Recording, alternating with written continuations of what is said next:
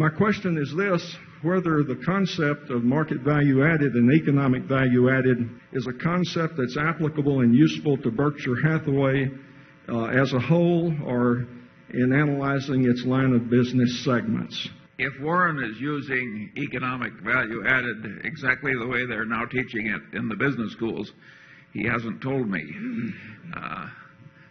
Obviously, the concept has some merit in it, but the exact formal methods I do not believe we use.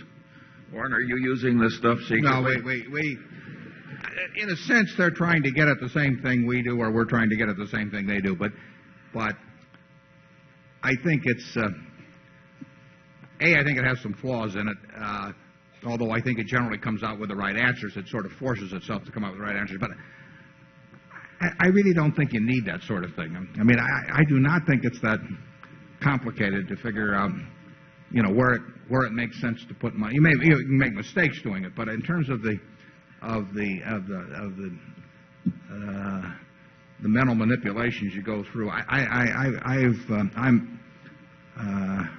don't think it's a very complicated subject, and I don't think that I think that people marketing one or another fad in management tend to make them a little more complicated than needed, so that you have to call in the high priest. And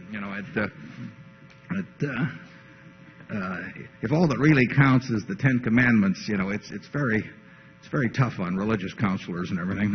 It just doesn't make it complicated enough. And I think there's some of that, quite a bit of that in management consulting and in the books that you see and all of that come out. You can just see these fads sort of going through, and then they have seminars on them and everything. And the investment bankers create product to satisfy the demand. And there are these fads in management. I mean, obviously, listening to your customer and things like that. I mean, nothing makes more sense. But it's hard to write a 300-page book that just says "listen to your customer." And